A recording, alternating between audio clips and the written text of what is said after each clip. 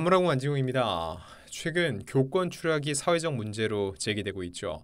이 와중에 또 하나 충격적이고 또 어이없는 소식이 전해졌습니다. 서울의 한 초등학교 여교사가 교실에서 6학년 남학생에게 폭행을 당해 전치 3주 진단을 받았다는 소식이죠. 그런데 이 직후 서울시 교육청이 손에 깁스를 한 해당 교사에게 고발 요청서를 다시 자필로 작성해 제출하라고 요구한 사실이 뒤늦게 알려졌습니다. 이 교사 A씨는 지난 6월 30일 6학년 B군에게 폭행을 당했습니다. 정서행동 장애가 있는 B군을 상담 수업에 보내려 하자 이 B군이 물건을 집어던지고 욕설을 하면서 A씨를 위협을 했죠. 결국 A씨는 B군에게 폭행을 당했고 학교 교권보호위원회는 지난달 20일 서울시 교육청에 가해자인 B군을 수사기관에 고발해달라고 요청을 했습니다. 현행법상 교육청이 고발 주체이기 때문이죠. 그런데 이 서울시 교육청 최근 A 교사 측에 고발하자고 하는 행위와 사유를 담은 고발 요청서를 육하 원칙에 따라 자필로 써서 다시 제출해달라고 요구를 했다는 겁니다. 자, 그런데 이미 사진으로 공개가 됐는데 A씨는 폭행의 피해자고요. 그 피해로 인해서 오른손에 깁스를 했습니다. 그래서 자필 작성이 물리적으로 불가능한 상황이라고 얘기를 했지만 교육청은 이를 받아들이지 않았다는 거죠. 이에 대해서 이 A씨의 남편은 이미 변호사 측에서 고발 요청서를 작성을 했는데 교육청이 꼭 자필로 경위를 작성하라고 요구했다고 SBS와의 인터뷰를 통해서 밝혔습니다. 이런 논란이 일자 서울시 교육청은 뒤늦게 본인 서명 등 보완이 필요하다고 판단해 자필 고발 요청서를 요청했던 건 맞지만 기존에 제출한 서류로 가름하기로 했다면서 꼼꼼히 진행하다 보니 불편을 드린 것 같아 사과를 드린다고 밝혔습니다. 이거 자체가 말이 안 된다는 거죠. 왜냐?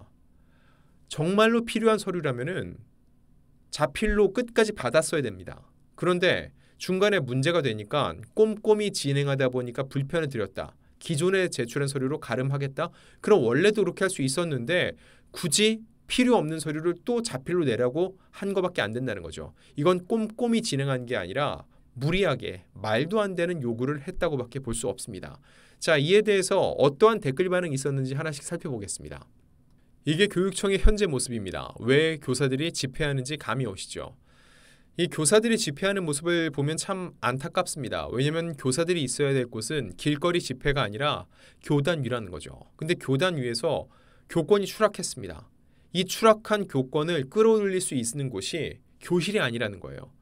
교실에서 떨어진 교권이지만 이것을 끌어올리기 위해서는 보다 전향적인 정부의 자세가 필요하기 때문에 결국 교사들이 거리로 나와 집회를 할 수밖에 없다는 거죠.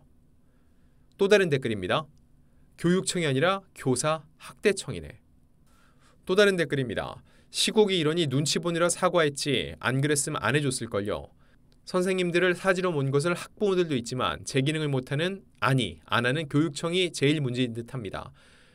교육청은 이리저리 눈치 보지 말고 진정 이 나라 교육을 위해 일해주세요. 그러려면 교권이 살아야 교육이 됩니다. 자, 이 댓글도 눈에 들어옵니다.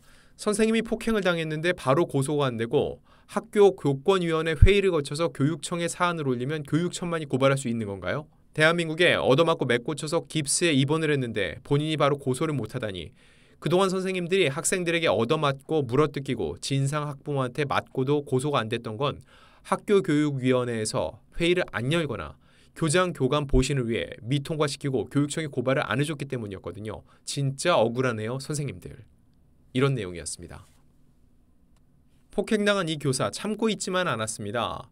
이 교사는 지난 1일 서울 남부지법에 자신을 폭행한 6학년 학생의 부모를 상대로 정신적 피해 보상 등 약 3,190만 원의 배상을 청구했습니다. 손해배상액은 추후 발생하는 치료비에 따라 소폭 늘어날 전망인데요. 이 교사 측은 정서 행동장애로 특수반 수업을 듣던 해당 아동의 폭력 행위를 부모에게 지속적으로 알려왔다는 거죠. 그런데 이를 훈육하지 않아 결국 교사를 폭행하기에 이르렀다는 이유였습니다. 이 A 교사의 법률 대리를 맡고 있는 문유진 변호사는 단순히 한 번의 폭행으로 소송을 제기한 건 아니라면서 3월에도 2차례 폭행이 있었으나 학부모에게 사과를 받지 못했고 이후에도 폭언과 욕설이 이어지다가 결국 6월 폭행까지 이른 것이라고 주장을 했습니다.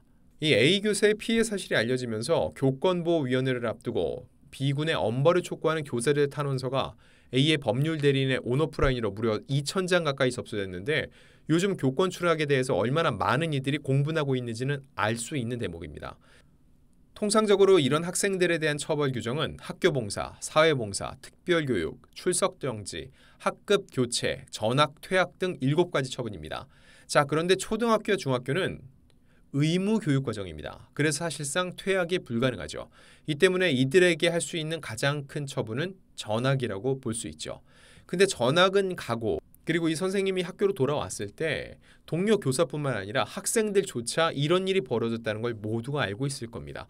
그런 상황 속에서 이 선생님이 제대로 수업을 할 수 있을지도 의문이고, 그만큼 그에 따른 정신적 고통이 더욱더 커질 수밖에 없겠죠. 이 기사에 대한 댓글도 한번 살펴보겠습니다.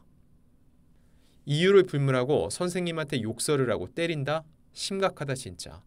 내용이 많이 담기진 않았지만 현 사태를 가장 직접적으로 표현한 문장이 아닌가 싶습니다. 연고대 안 가고 가던 교대가 10년 사이 기피학과로 5등급도 안 갈 듯. 결국 공교육 질마저 떨어지고 말겠구만. 스승에게 폭력을 쓰는 아이들이 자라서 뭐가 될 것인가. 어느 교사가 맞고 소송당하며 사명감을 가지고 교육할 수 있을까. 대통령이 나서서 대대적으로 개선해야 될 듯. 현재 교권 추락은 단순한 사회적 공분만으로 해결될 수 없다는 겁니다. 대통령이 나선다? 결국 법적인 조치를 취해서 교권, 그리고 이 공교육을 바로 세우려는 노력이 필요하다는 댓글 반응이었습니다. 자기 자식만 보면 환장하는 본능에 충실한 부모가 천지다. 부모는 자식에 대한 무한 책임이 있다. 학생이 잘못하면 교사는 교육적 노력을 하지 마라. 아동학대죄로 고소된다. 교육이 사라진 학교니 이 경우 학생, 학부모 고소해라. 그게 답이다.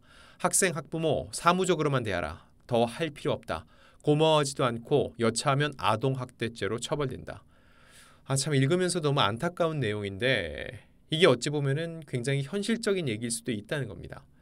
노력하고 뭔가 교화하려고 하는 선생님은 오히려 그것 때문에 더 큰 피해를 입게 되고, 이를 묵인하고 그냥 무시하고 넘어가려는 선생님은 피해가 적어진다.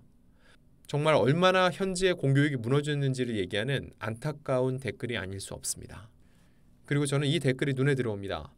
회초리로 혼나고 야단 맞아도 인간적이었던 예전이 지금보다는 100배 더 낫다.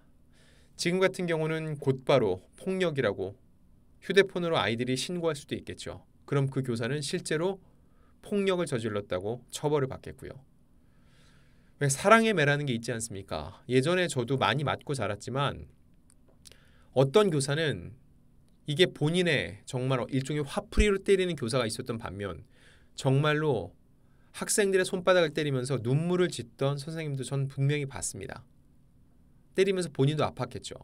그 선생님을 보면서 저도 느끼는 게 있었거든요. 아, 내가 이렇게 하면 안 되겠구나. 정말로 저 선생님은 매를 때리는 게 아니라 우리가 잘 되길 바라는 마음으로 마음의 매를 때리고 있구나. 이런 느낌이 있었거든요.